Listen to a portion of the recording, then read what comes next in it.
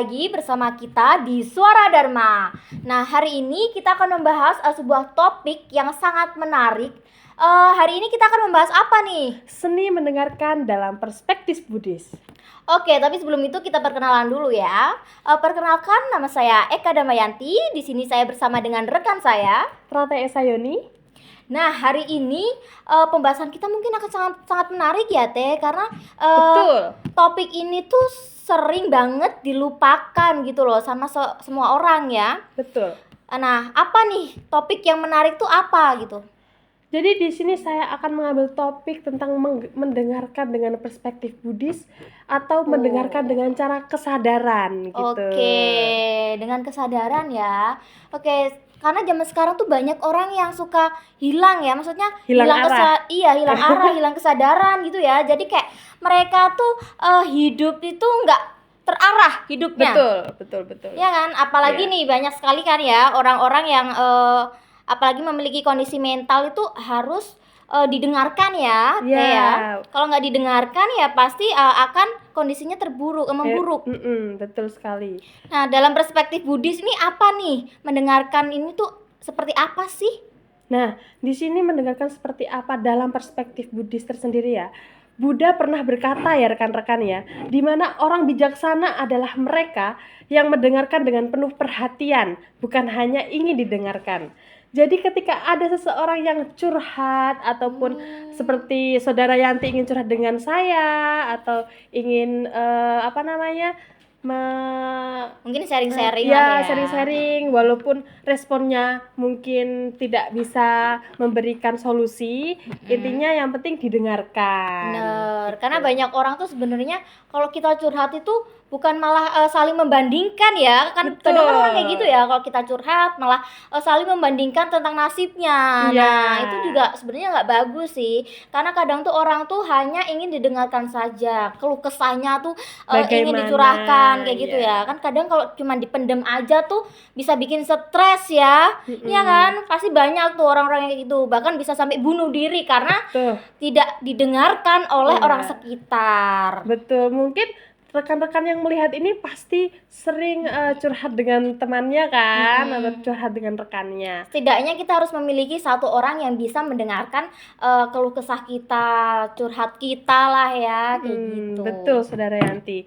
Namun dalam konteks Buddhisme ya teman-teman ya, mendengarkan bukan hanya sekedar menerima informasi. Nah di sini ada praktik ya, dimana kita itu harus sama sati. Tahu nggak sama sati? Apa tuh sama sati? Sama sati itu kesadaran benar, Saudara Yanti, gitu. dalam Buddhisme. Berarti ada dong apa namanya tadi? Kesadaran salah tuh berarti ada. Ada kesadaran salah. Oke. Tidak mendengarkan. Oh, tidak mendengarkan berarti Ya, kayak itu kesadaran misal salah. ada orang curhat kita cuma fokus mainan Nah. HP, nggak mendengarkan, tidak menggubris, berarti itu mendengarkan cara salah ya. Iya, secara kita sebagai anak ilmu komunikasi juga itu kita wajib memberikan feedback. Oh iya, Memberikan benar feedback banget. gitu, feedback yang baik. Nah, sama sati ini adalah satu-satunya contoh untuk kesadaran benar ketika kita mendengarkan orang. Seperti Jadi itu. gitu. Oke, di sini saya juga ada nih contoh dari Biksu Thich Nhat Hanh. Nah, dia ini seorang guru Zen terkenal yang pernah mengatakan di mana mendengarkan yang penuh kasih adalah hadiah besar ya teman-teman yang bisa kita berikan, yang bisa kita berikan kepada orang lain. Itu adalah seorang guru terkenal gitu. Dia Berarti mengatakan memberikan seperti itu bukan cuma soal materi atau uang saja ya berarti. termasuk berdana juga nggak soal materi. Oke, Gitu. berarti mendengarkan orang itu juga berdana ya. Iya, betul, Saudara Yanti. Wah, ini pengetahuan banget loh teman-teman, karena saya juga baru tahu nih. Ya, bagi rekan-rekan juga bisa nanti kalau misalnya bagi anak-anak Buddhis nih, contohnya di wihara nggak membawa uang atau nggak membawa materi nih, kalau misalnya mau berdana, kalian bisa berdana kayak curhat. Misalnya ada orang curhat ke kalian bisa memberikan solusi atau mendengarkan itu udah termasuk berdana ya rekan-rekan ya. Oke.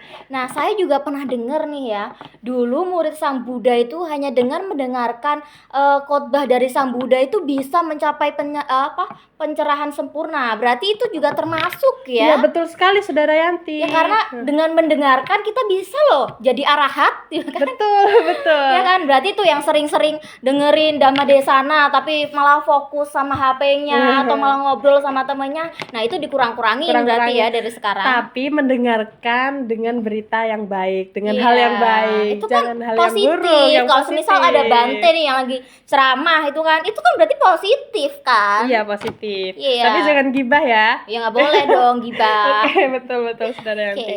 Nah, di sini ya sebenarnya mendengarkan dengan cara kesadaran itu sebenarnya masing-masing orang individu ini banyak yang bisa atau misalnya gampang tapi juga tidak mudah. Nah, pikiran kita ini suka meloncat kemana-mana ya kan? Iya, benar. Nah, dimana kita itu menilai dengan cara kita tidak tergoda untuk memotong atau bahkan merasa bosan untuk mendengarkan orang. Bener tuh. Nah, pengalaman saya itu juga kadang tuh saya kalau dengerin orang curhat tuh kayak bosen gitu kan. Tapi gimana sih cara kita supaya kita tuh nggak menunjukkan hal itu gitu loh, supaya kita juga menghargai orang tersebut gitu kan, Mbak? Iya. Nah, di sini saya bisa nih latihan Buddhis. Oh, gimana? Nah, latihan Buddhis Dalam ini Buddhis gimana tuh? dalam samasati nih ya, Iya. kita bisa melakukan mindfulness atau meditasi. Oh. Nah, khususnya meditasi mindfulness ini di mana melatih kita untuk memperhatikan nafas masuk, nafas keluar. Nah, perhatikan momen ini, dan dengan kita memperhatikan momen tersebut, kita bisa fokus gitu loh. Selain kita fokus terhadap nafas kita juga fokus terhadap orang bicara Iya, benar, gitu. Kita bisa belajar mendengarkan dengan hati. Nah, bukan hanya dengan telinga saja ya teman-teman ya. Oh, berarti tuh kadang kalau kita nggak fokus itu berarti kita nggak mindfulness ya, Mbak? Iya, tidak. Oh, berarti kita kurang mindfulness-nya ya. Mm-mm. Oh, iya. Bayangkan saja teman-teman, di dunia mana setiap orang saling mendengarkan dengan penuh kasih nih ya, tanpa terburu-buru, tanpa prasangka.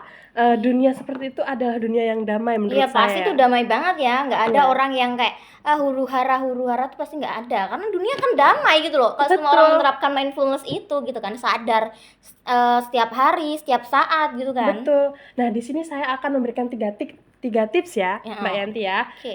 Dalam praktik sehari-hari nih, selain mindfulness, kita bisa mulai dari hal lain atau dari yang sederhana saja nih.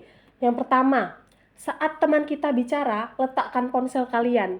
Nah, tunjukkan bahwa kalian itu hadir di depan dia. Oh, Nah, iya, yang iya. kedua, dengarkan tanpa niat untuk membalas atau membantah. Jadi kita itu mendengarkan seperti saya mendengarkan Mbak Yanti. Jadi kalau misalnya mau ganti-gantian ya ganti-gantian. Jangan langsung membantah gitu. Berarti nggak boleh Menyela. memotong gitu Tidak ya? boleh gitu.